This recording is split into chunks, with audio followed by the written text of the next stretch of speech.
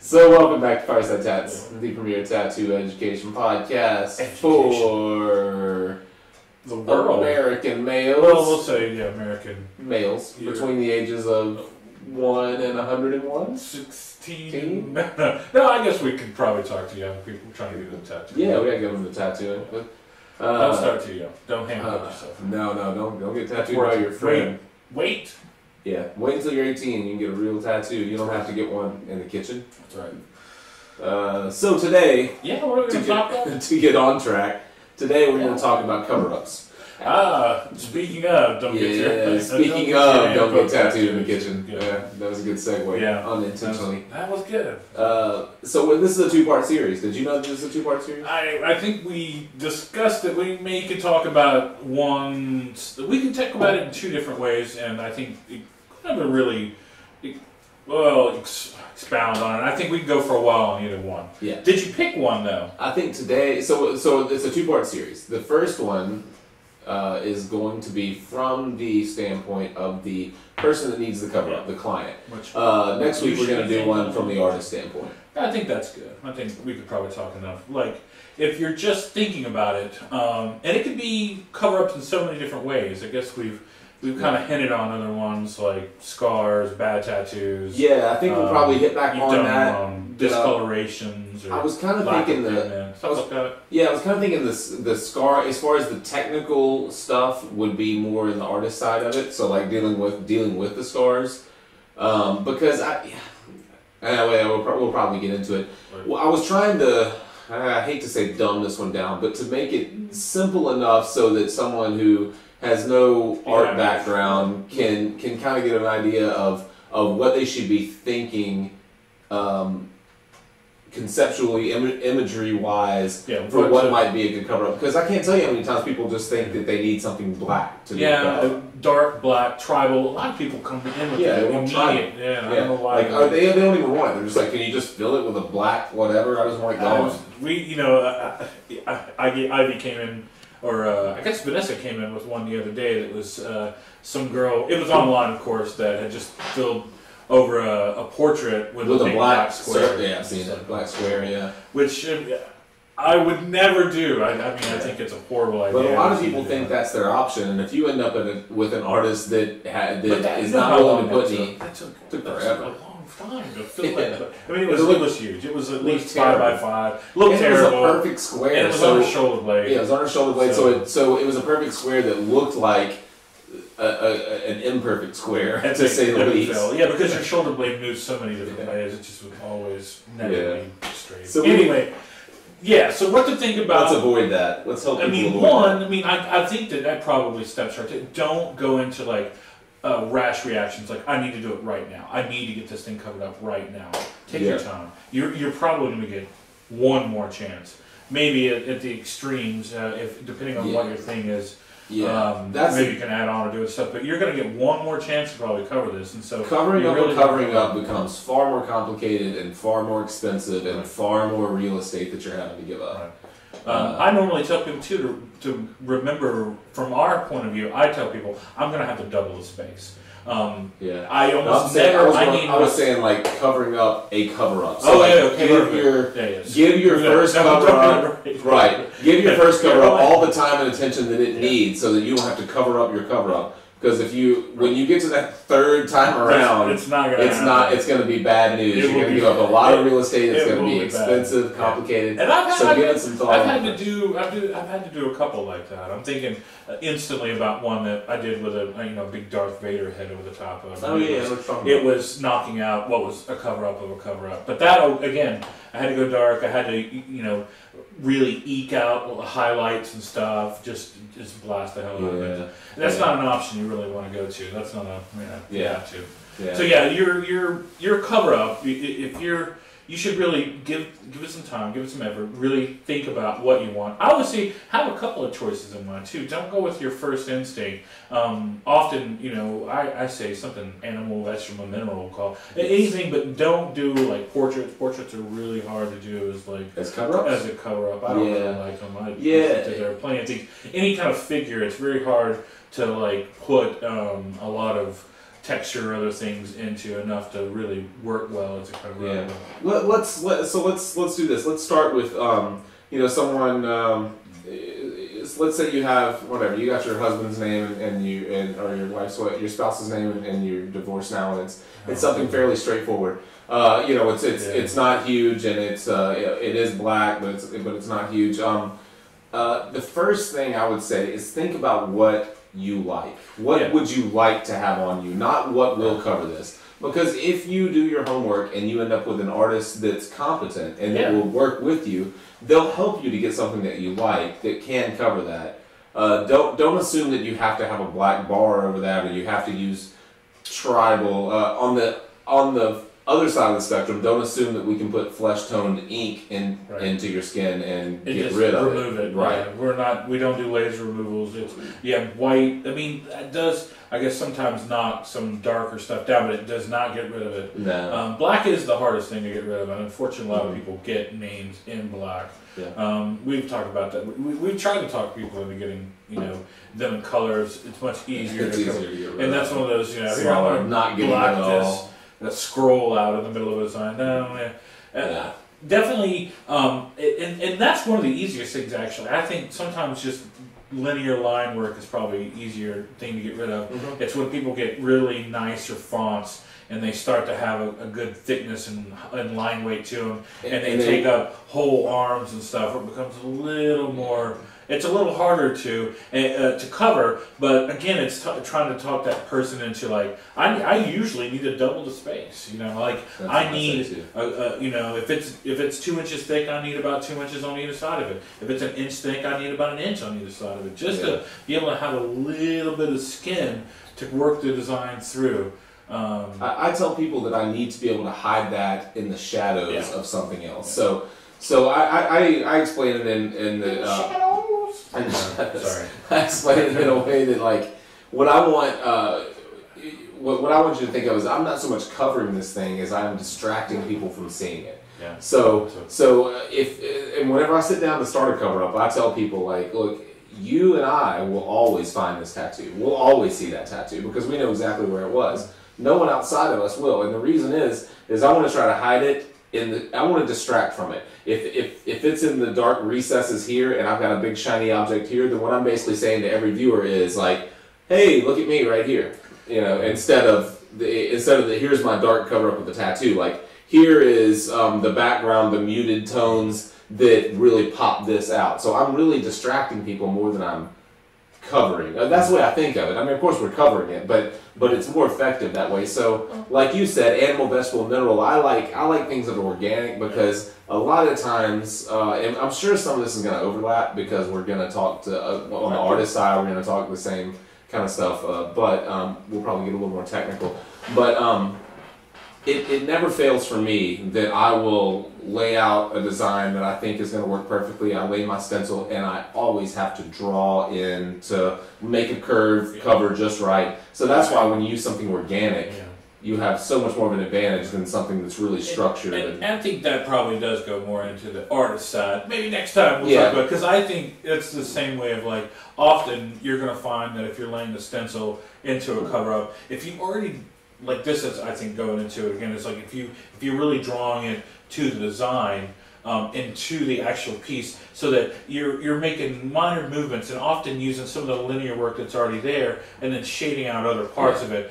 Sometimes you have to use some of the larger, say, some of the black and positive and negative areas to work with, that often you kind of have to work into it a little more than just blatantly slapping the thing over the top of it and cover it. And that's what I hope a lot of people kind of first think of. It's we're not just putting any image over the top. We actually have to work with the darks that are already there. And basically, like you said, is trying to work them into some of the darker elements of whatever that object is, and hopefully in the round, so that it has things in the foreground, the midground, and the background, enough to give it dimension so that I think it moves the design a little bit more.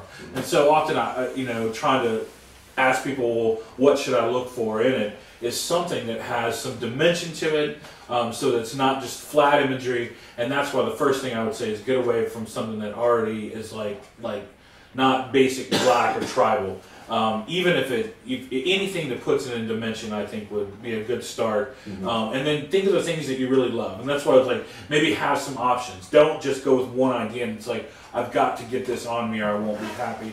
Have some things that either work with that one idea or are completely separate, but they're still meaningful to you. And look around. You may have it may be even a lot of times the same thing that you have. Like, I've often covered the same tattoo with the same design.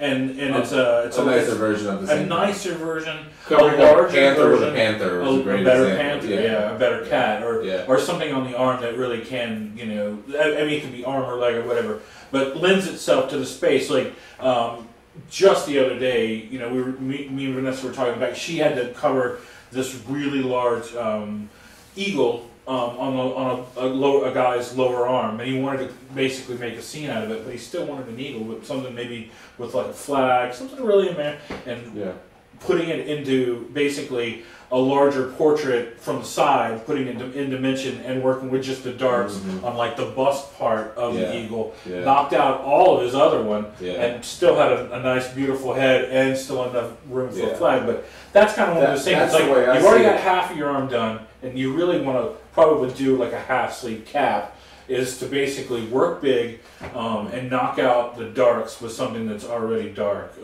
That's an example of what I meant by distraction. So in that eagle, I didn't see this tattoo, I'm just assuming that in that eagle you had a strong contrast with a nice light white head that sat at a nice spot that drew your eye to it, and then hid all that stuff in the shadow. And that's what I think I'm trying to, and that is more towards the artist side, but and usually it's moving your eye toward the light source. Right, moving your eye towards the light. So yeah, the first thing that I think we both agree on is think about what you want first. The last thing you want is to not like your cover art. And hopefully it's an animal, vegetable, mineral. Not a person's face.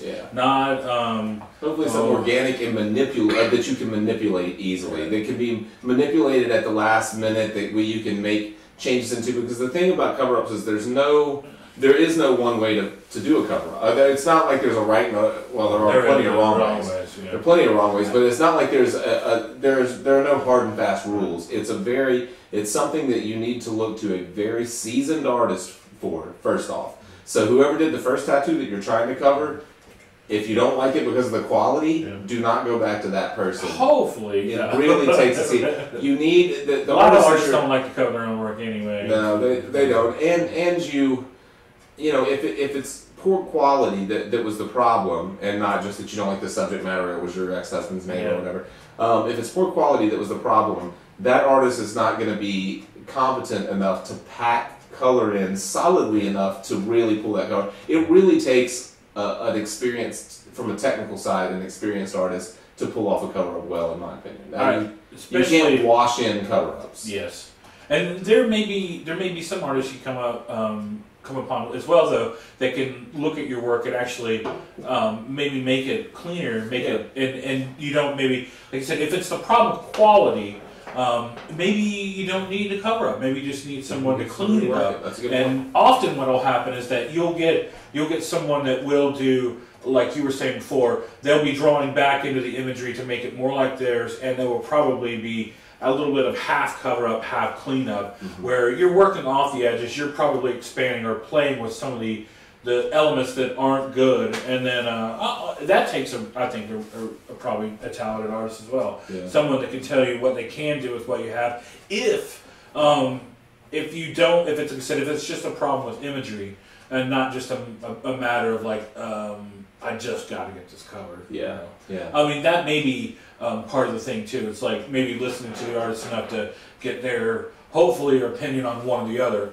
A lot of people don't need it. They just probably need a little touch up. Well, if it's definitely really old and it's gotten a lot smaller, it's blown out, if it's got major problems, then it's probably better just go ahead and cover it. But I think there are certain images that people are really attached to that are very meaningful, probably, and we try not to tread right into other people's work, and that you may that's a good point that I just looked right past. But if it's just a quality issue and you like the idea of the design, talk to the artist about maybe cleaning it up instead of covering it. If you are looking to cover it, research. Don't just make sure you see some work that this person did. Some actual cover-ups, not just their work, but make sure they've done some cover-ups that are successful. Yeah. And then hopefully, when you see the drawing, whenever that is, you'll see that it's drawn to actually cover it. Like it's not just a stamp that it's just going over the top of it, where it leaves lines just going all willy-nilly. It doesn't. Yeah. If it doesn't actually look like it's going to cover, it probably won't cover. There's not things that you can just kind of shade out, like, oh look, there's a lines that go. I mean, there should definitely be a hint of how they're going to like move the design and knock some of the stuff down. You should, and whenever I lay out a design, I do kind of a dotted line of where the old tattoo is, just so people see. My thought process behind it is that I want them to see really just how much bigger the new design is. That's what I'm trying to help them understand the size difference, and we touched on it a little bit, but you're going to have to be open to the idea of going bigger. Open to bigger, open to suggestions. Open to suggestions, because really if you want a successful cover-up, and you've done your homework, which is the most important thing, make sure that the person that's doing this thing has done some cover-ups and you've seen them, and ideally you've seen them healed would be great. Yeah, that would be nice. But a lot of times everything looks covered up when it's fresh. It doesn't. It's true, and I think it's one of those things too. It's like most artists that do a lot of cover. I mean, we have a shop kind of guarantee and stuff too, but I like to make sure that like the last time they walk out that door is usually when I've done one little punch through, one little touch up, a look through session, especially just to make sure that the overall darks to lights look great, and that any blacks that you really want to absolutely have there are there at the end, and then they're really sharp and crisp. Yeah, we'll get into this, I'm sure. That's extensively in the technical and the artist side, but a good artist is going to want to look at it and make sure that it's knocked down. It's just not going to be hopefully a one-shot procedure, but that may be. Yeah, I don't care how many cover-ups you've done as an artist. If you think you don't need to see that thing healed after one pass, after your first cover-up, then you're wrong. I mean, you need to see it healed. You should always suggest that they come back in and actually let you take a look at it too, because when you see it in person, you will absolutely go, well, let's put an hour in, let's put whatever. You can, sometimes, for most people, if they're, I say, maybe this is a technical thing, but if they're worried about the price, they can always kind of mention that they may have to get some more work to really knock it down. To relate it to the client side instead of the artist side, be prepared for a second sitting, and don't think of it as a touch-up sitting, because it's really not. It's making sure that the cover-up, be prepared to pay for a look-through, but because it's not the same. Looking through a cover-up is not the same as looking through a tattoo that you did that didn't cover me. Right, and then that's probably what we should mention to people, is that if you are getting a cover-up, especially if it's got a lot of black work in it, is that there is no way to get rid of that black. There is no thing on this earth that will get rid of that black unless laser removal, and even then it can do more harm than good. If you don't know what you do. But I think in the end, you have to remember that you're trying to hide it in certain ways and certain tricks, and it's all tricks. It's like a sleight of hand, and then every once in a while that edge of the card sticks out where you go like, oh, I see it, but you're going to be the only person. Let's get an analogy. Well, I'm trying to think of. I'm trying to like you may be the only person that sees that, but it's rare that anybody else will. So don't be real nitpicky about it either. I think a good cover up takes it out with texture, takes it out with dimension, takes it out with color, does it in the round. We've talked about that. And from the client standpoint, that means be flexible, be open to suggestions, be open to... and be open that if he says that, oh, you may need one more hour to pick through and do highlights and to really knock the last of it down, just expect it, and hopefully it really makes a difference. Especially if it's drawn to cover it. And that's probably the most important part of that too. You'll see whether you go like, wow, that does look like it'll cover it. Yeah. We're about 25 minutes in. Let's take a quick break. Yeah. I like it. We're fast. Smoking it. Yeah. I love it. We'll be right back. Thanks, you guys. Thanks. Make sure to yell it. Do you think so? Yeah, we're back! I don't know if we're really back. Thanks for coming back. Thanks for coming back, and don't forget, I didn't do it earlier in the show, but follow us like us on Facebook, and go to firesidetats.com and join our mailing list and ask us questions. We have a little survey that would be cool if people would fill out. Absolutely. And He's talking like he's ever been to the website and looked at the survey. Absolutely. I have a survey though. And we talked about that. Yeah, the survey. I like the idea. Like, oh yeah. Theoretically, I love the survey. Did you watch that one? Yes. No, I was there. I didn't watch any of them. I really was there. Yeah. David has never seen an episode of Fireside Chats. Not yet. I saw it in the background while somebody else was watching. Does that count?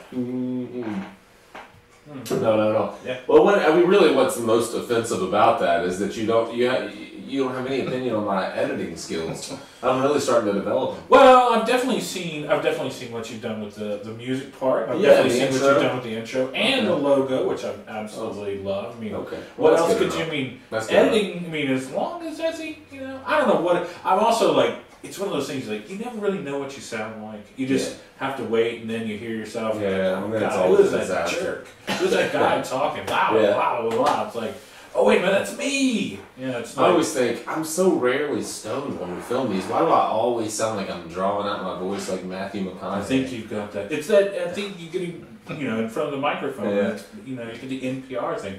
Yeah. Oh, welcome back. I'd like to thank you for listening, putting your ears up to our lips. That's about what it's like. Maybe that's what I'm doing. You want to enunciate, make sure that everybody understands. But no, All right, let's get back to it. Welcome back!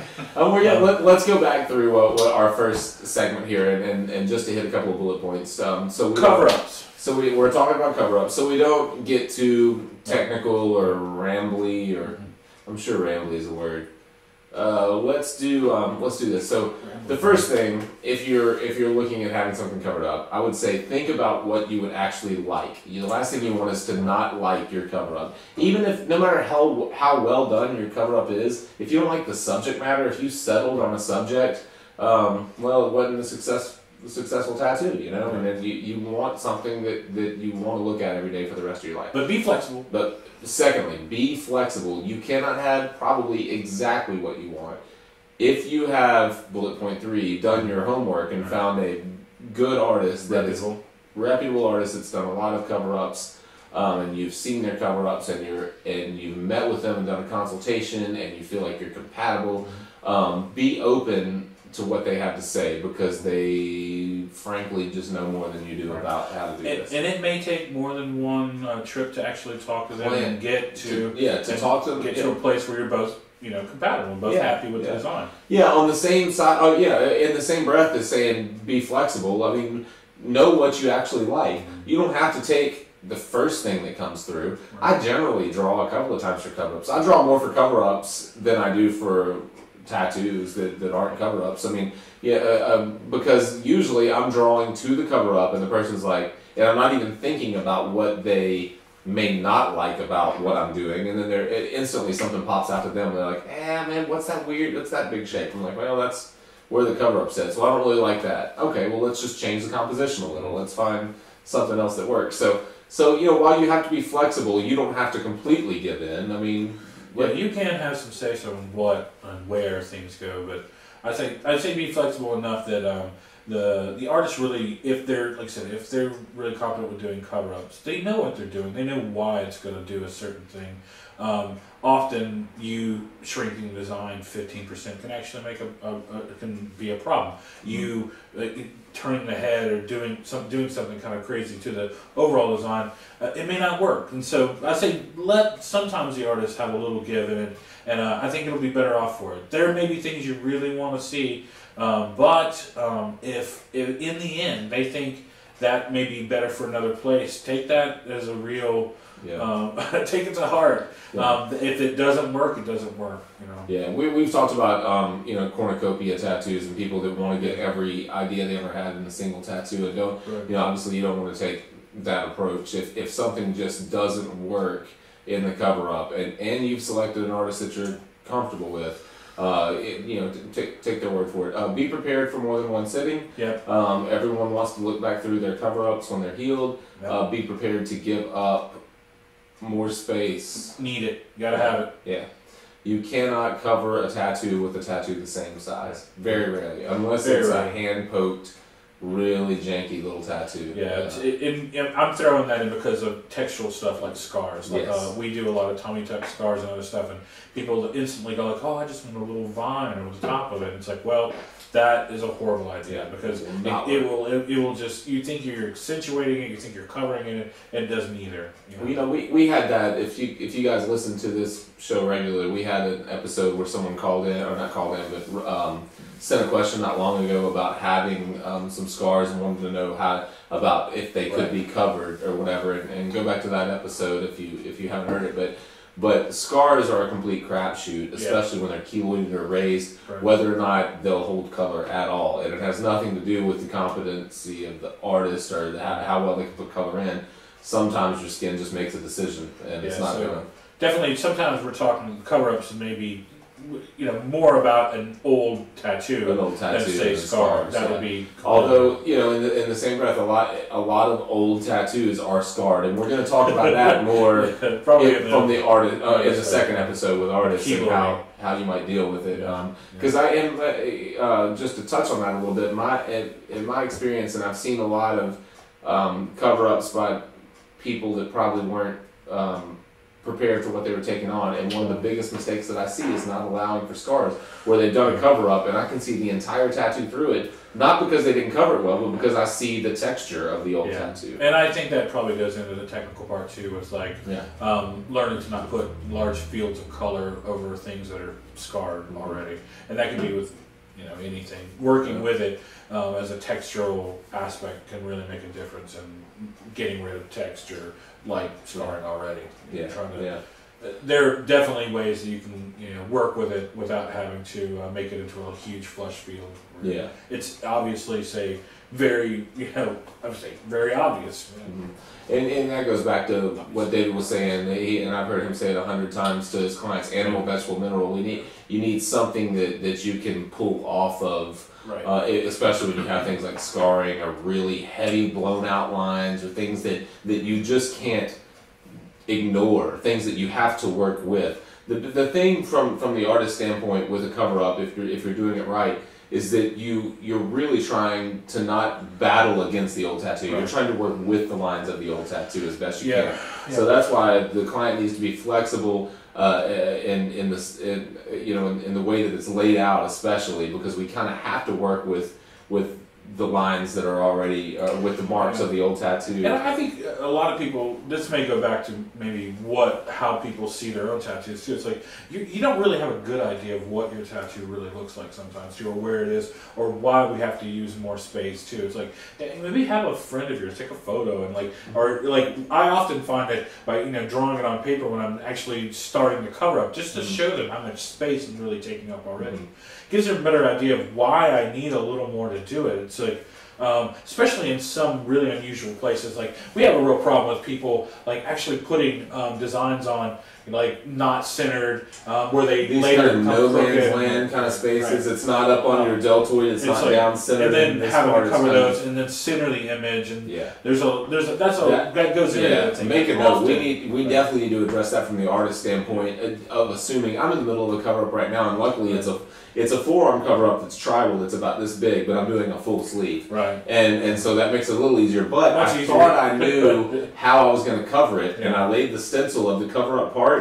And after I laid the stencil centered, I realized how off-centered the old image really was. And you couldn't see it before. You really didn't know it until you got something centered on it. And I was like, wow. Because everything that I had laid, the cover-up part of it, it's a sleeve of skulls, and the cover-up part of it is it's a symmetrical skull that lays straight ahead. So I really depended on these tribal marks to fall into the recesses of the skull. And when I centered a skull and those tribal marks were 1.5 inches off, I was like, oh shit, this won't work at all. I literally wiped it off. We scheduled another appointment. I can't do this. But at least, like you said, by then you realize that, which is probably, again, part of the artist part. It's like doing a lot of pieces on contours where they really have to be exact. You kind of have to, you're going to probably have to drop them in as separate entities anyway sometimes with stuff like that. And that's why we were you going back to what you said before. It's like often you're going to have an artist drawing back into the tattoo, drawing back onto the lines that are already there, and working out of the piece that's already there. So don't get just in love with that one image. You may have to change some things to actually get to cover and work off some of the other stuff that's there. Yeah, and most likely will have to change some things. If you ever find yourself placing, if you do freehand, it's like every time on my stencil doesn't fit exactly right. At that point, it's the human body. It's got contours. It's going to move and shift. Often. We're using paper to try to define a surface that's in 3 dimensions. I often think that it's a little harder. That's why you should give a little bit more to the artist. Let them have a little say. So come with a couple things that you really love, but be open. Something else. And sometimes I think we look past things that when we're talking. Well, on the occasions that we're talking to a tattoo client instead of on the occasions we talk to a tattoo client instead of a tattooer, we look past a lot of things. I think whenever I watch these episodes, I look back and I'm like, we should have mentioned this. So in this instance, I just thought of something. Let's hear it. I cannot cover your color tattoo in black and gray. That's true, or vice versa. Like if it's even that old color, like me just doing black and gray wash is not going to cover the red that's underneath there, or the old blue and other things. But what does often is going back in, we talked before about doing some like actual gray color, gray tone, actual... we can mix a gray that cool might work, and warm but grays you need cool to help to knock it down. And that's a great way of actually knocking it out. Hopefully, even a better way to cover, and then you also get, at that point, get those white highlights that you can punch off the black and really make a big difference if you're going to get a black and gray tattoo. Right. But you hit the nail on the head saying we have to be able to pull off cool and warm. Because if you have reds and greens in your tattoo, I cannot put the same gray over that tattoo and end up with the same gray. Gray does not magically make it disappear. It does not make it disappear. We have to work in cool and warms. That doesn't mean we can't work in gray scale, but we need warm grays and cool grays. And I guess we should mention gray wash. Yeah, we need to mix a great color. Right. Yeah, you cannot get to simplify it. Right. Be prepared to have color to cover your color tattoo. Yes, it really is helpful. Don't think that like often you think, you can just do a little more shading. Somehow get rid of a tinted and textured colored skin on any amount. It's not just going to just disappear. Yeah. It just doesn't happen. Well, we've I want to say that it was the two of us that talked about this before. Like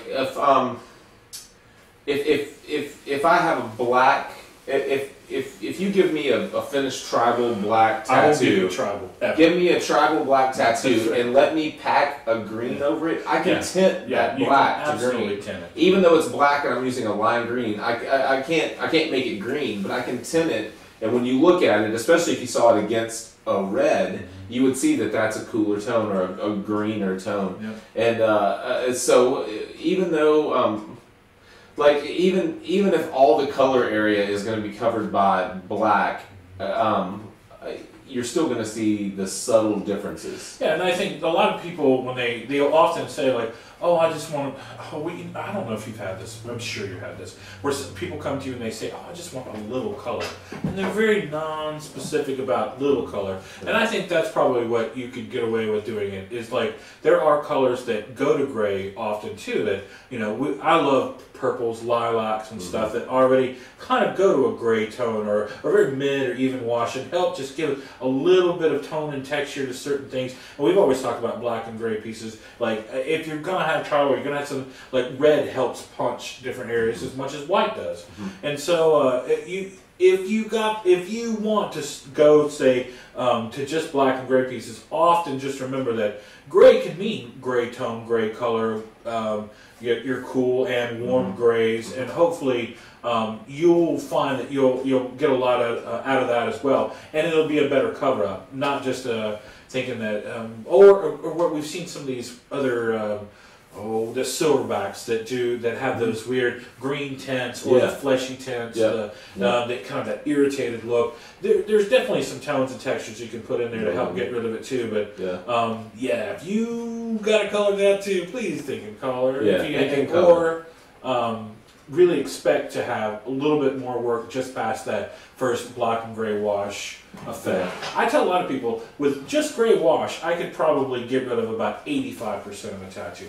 But that's 85% of it. There's still that 10 to 15% that you're going to see no matter what I do.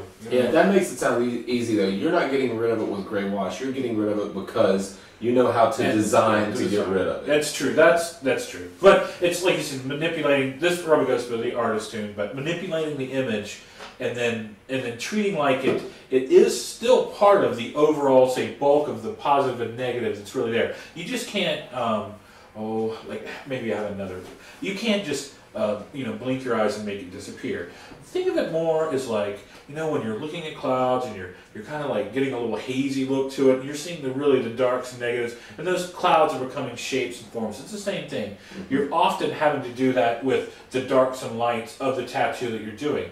You're finding that shape that maybe it's like, where can I reclaim highlights, the light recesses, and where do I have to knock down the blacks or do enough wash and textural stuff to get rid of those darks. Yeah. And I think it's hard to make another person think in those terms, but often if you remember that that's why you need to double the space. It's not just because we're just making up, we need more space.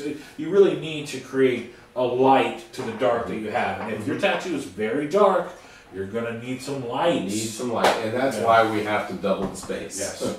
And mostly. So. All right, and next week we're going to get into the artist side of this, and we'll probably repeat a lot of this, but we'll go far more in depth. It'll be all new, completely different. Probably will be all new. It will be. I'm telling you right now. I expect questions on this episode. We have to get questions on this episode. But I think that if, especially as an up-and-coming artist, that if you do not branch into or do not think of cover-ups, that you are giving up quite a lot of clientele. 30% of mine, 25% at least of my clientele is cover-up. And it's mainly because they want people to be able to get rid of something that they already have that's very small and go ahead and work big. Yeah. And so if you can do that, and you can go ahead and get rid of stuff, but it's also drawing to the design. Yeah. That's going to be probably a lot of what we'll talk to as well. And it just takes practice. So makes perfect. Yeah. We've recapped a handful of times, but make sure that you find an artist that has done this before. Do not take a chance with someone else. Get your pencil ready, sharpen it, because next week. Yeah, the last thing you want when you're getting a cover up is to have to cover up that cover up. It's not going to happen. If you're listening to us, listen to this. Make some notes. Send us questions about this because it's a really popular subject. My people like your photos on it. David doesn't know Instagram. People like your photos on Instagram. My cover-up tattoos get 3 times the attention of my not cover-up tattoos. So that shows, to your point, that shows how big cover-ups really are. And most of the questions or comments that I get are, do you do mostly cover-ups? How many could you cover this? I mean, it's everyone wants a cover-up. I mean, I only have one tattoo on me that I dislike, but I don't even want to cover it up. I just would like it fixed. So I'm really picky and stuff. But almost everyone. I'll put a suitcase over it. You should. Yeah. But almost everyone does at least know someone, like you said, that has that bad tattoo that they're almost afraid to get. I think that sometimes limits people. It's like, go ahead and get it covered up. Screw that dude, whoever it was. Don't have any attachment to that tattoo if it doesn't mean anything to you. That's what we were doing recently too. Is like, here at the shop, we were doing cover-ups on ones that we first saw and we're like, oh my god, I gotta cover that. Yeah. You covered that Tweety, and that time that was a lot of fun. I'm covering one that was a really early, like a 15-year-old tattoo, like not 15, but a what guy is the one you're covering? It's it was an iPod, right? An iPod, with music notes on the side, with the adult swim logo. I saw that. Because I was like, God damn it, who's going to cover that? I will cover that. Before we close out, I saw the greatest. We were talking about reworking something instead of covering it. I saw the best one the other day on Instagram. So this guy had a Taz right here, like a 50-year-old Taz. By the way, I don't do fucking Taz. Did you bring it up just to piss me off? No. Well, listen to this. You might as well be talking about a pickle right now. Man, has this pickle on it. So juice got it. So there's the straight. It's the straight on Taz, like the one you always see. There's like straight forward. It was done. Whatever. Was that his nickname? I'm sure. I don't know the person. So it's a Taz right here. So the cover-up was not actually cover-up. It was his first tattoo and he did not want to cover it. I'm talking away from the mic. It was his first tattoo and he did not want to cover it. So so what they did was this half sleeve of like this really nice